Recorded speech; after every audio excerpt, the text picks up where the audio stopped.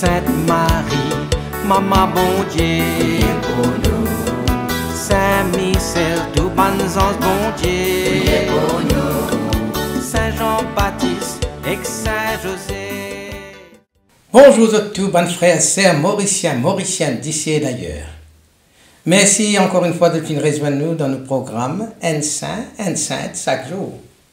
Dans ce programme-là, nous avons l'occasion de faire connaissance avec ban saint, ban sainte, que l'Église propose nous pour célébrer chaque jour. Et nous pouvons aussi demander de prier pour nous et intercéder pour nos familles. Aujourd'hui, le 1er septembre, l'Église invite nous pour célébrer mémoire Saint Gilles. Saint Gilles, les patrons, ban stropiers, ban handicapés, ban mendiants, ban marginaux, les patrons, tout le monde qui travaille dans la forêt, ban forestier, patrons des forêts et patrons ban bergers. Les patrons ban pauvres, ban exclus. Elle est aussi invoquée contre la peur, ou bien quand du monde peut penser, peut perdre sur la tête, peut venir un peu folle, ben il est capable d'invoquer Saint Gilles. Et nous profitons de l'occasion pour saluer ban Gilles, ban Égide, ban Gilles Marie, ban Gillette, ban Gilliane, ban Égidia. Alors moi, vite t'imagines un homme noble, un Athénois en Grèce, habillé en tunique riche, bien joyeuse, et il appelle vers l'église, il appelle commencer puis à l'église. En route, il rencontre un mendiant malade, presque nu, qui peut demander la charité, qui a voulu sur la main pour demander la charité. Sans hésiter, ce jeune homme-là, lui donne sa propre tunique. Imaginez un coup, sa propre tunique, c'est un homme noble, bien habillé, il prend sa propre tunique, il donne sa mendiant. Et là, aux yeux de tous, tout le monde est étonné, mendiant-là, qui était malade, il met sa tunique là au lit et il gagne une guérison presque instantanée. Ce jeune homme-là, c'est Saint Gilles. Et sa miracle-là, il comment dire, un appel pour lui. Il comprend qu'à travers sa miracle-là, à travers ce qui vient de passer, il comprend qu'il vraie richesse, il ne pas trouve dans mon palais, mais dans un équerre généreux.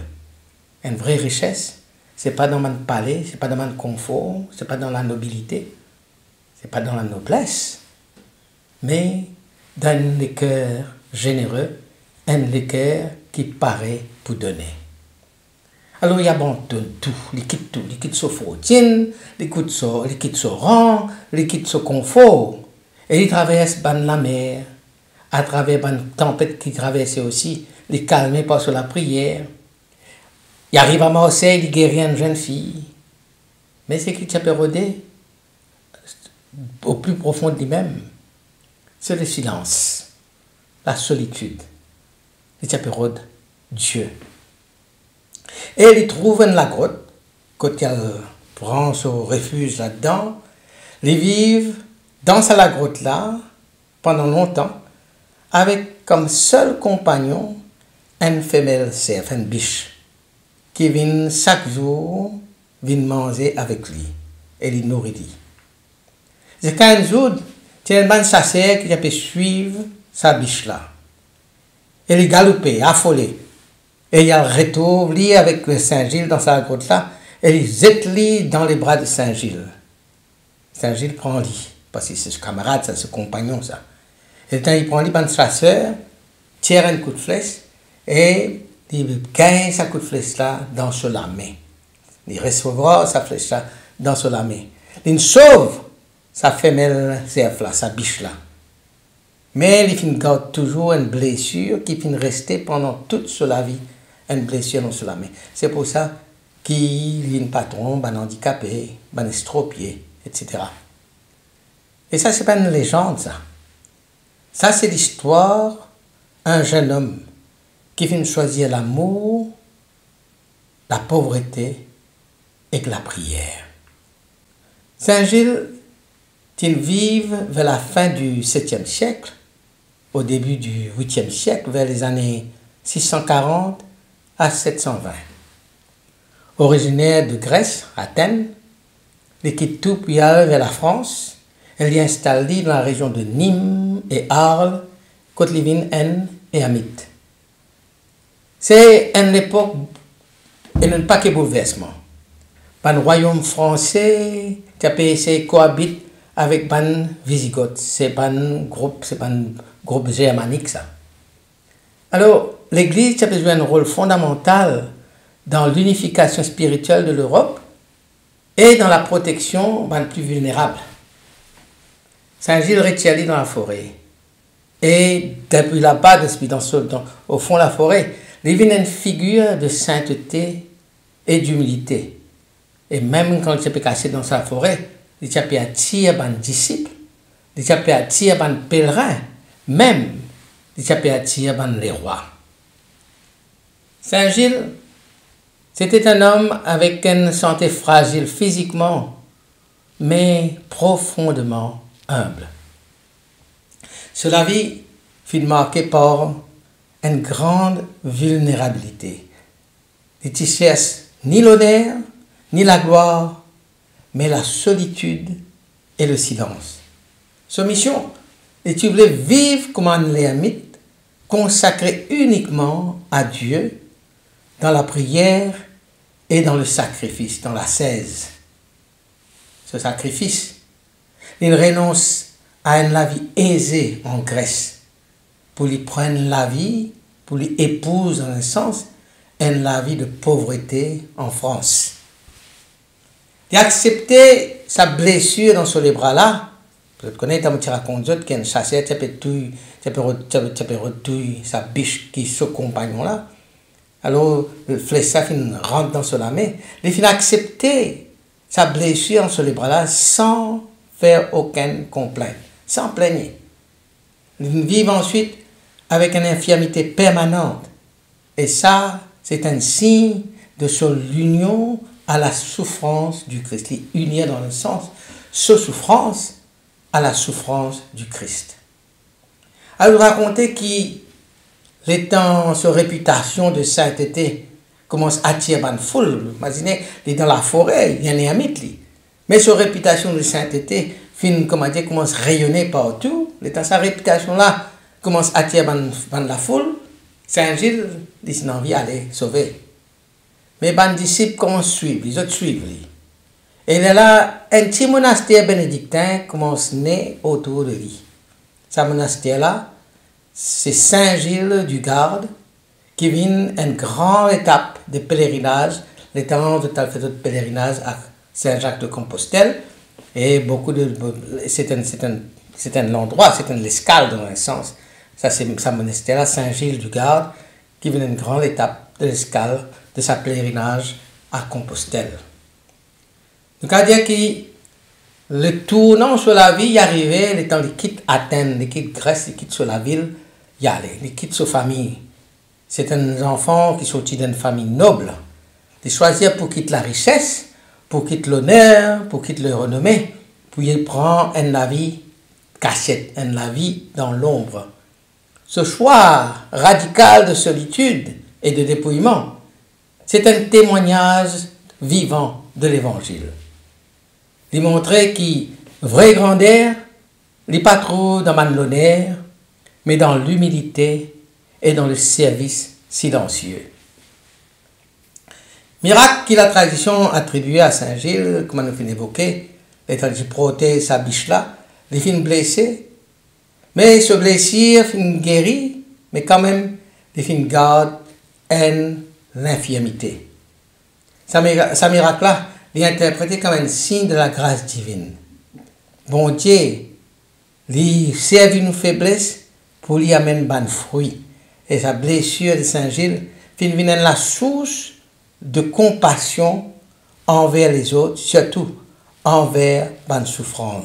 Parce qu'il connaît que ça veut dire souffrance, il connaît que ça veut dire infirmité. Alors, sa compassion est beaucoup plus grande vis-à-vis des souffrants, des infirmes, des handicapés, à cause lui-même. Il peut vivre ça pleinement dans son propre corps. Je te raconte aussi qui tenait le roi Wamba, qui vient visiter lui.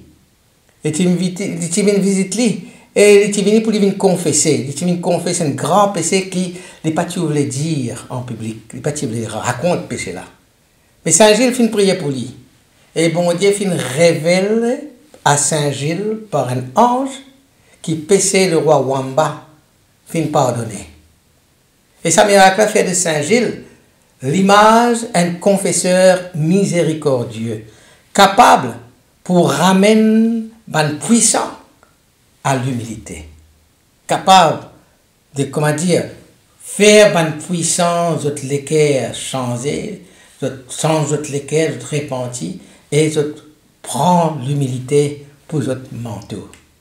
Ça, un miracle-là, je tenais un grand impact dans sa contexte historique qui Saint Gilles a pu vivre là.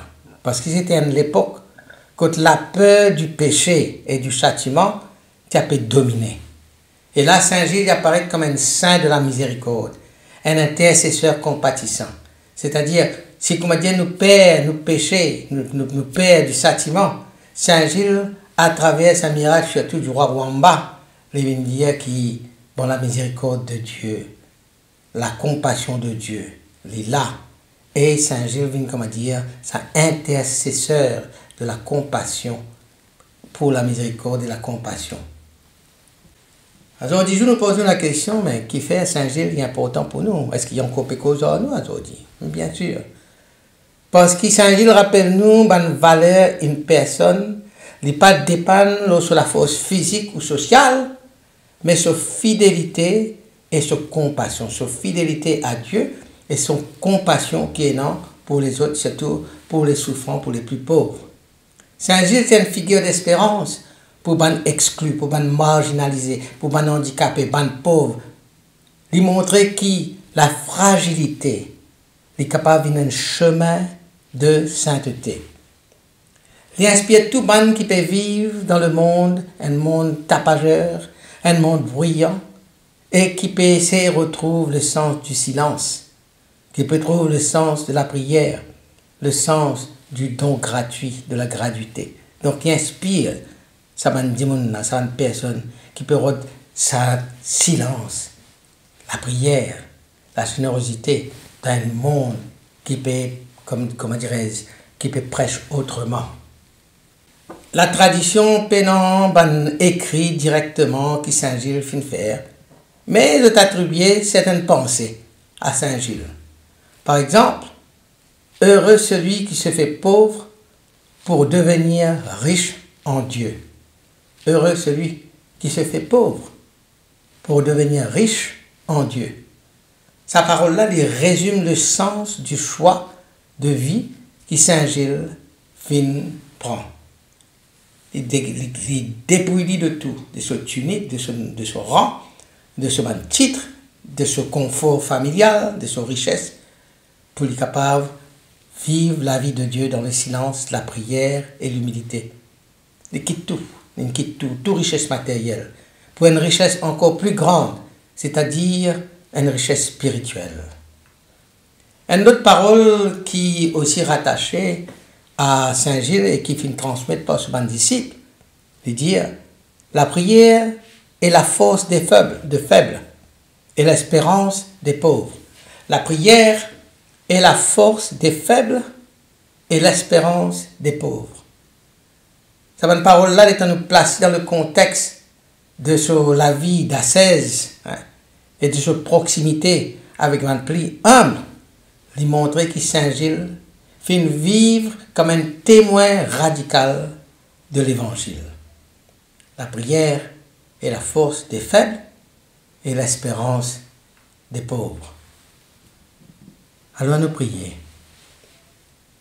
Saint Gilles, toi qui viens choisir la pauvreté et la solitude, pour être capable d'ignorer-toi plus avec le cœur bon Dieu. Toi qui viens sortir dans tous les corps, une blessure, et sur toute blessure, finalement toi à la compassion.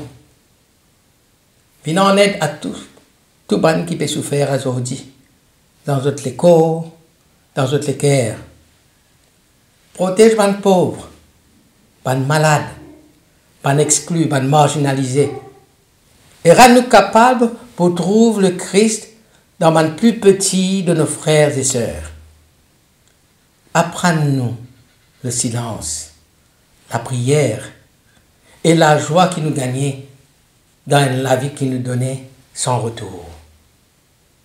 Saint Gilles, humble serviteur de Dieu, intercède pour nous, intercède pour nos familles et garde-nous toujours fidèles au Christ. Amen. Qui mon Dieu bénisse autres et que tous autres vannes proches. Qui sur l'esprit habite toujours dans eux. Qui les protège toujours et partout. Au nom du Père et du Fils et du Saint-Esprit. Amen et à demain. Saint Jean, Saint Marc et Saint Luc. Priez pour nous, priez pour nous, priez pour nous.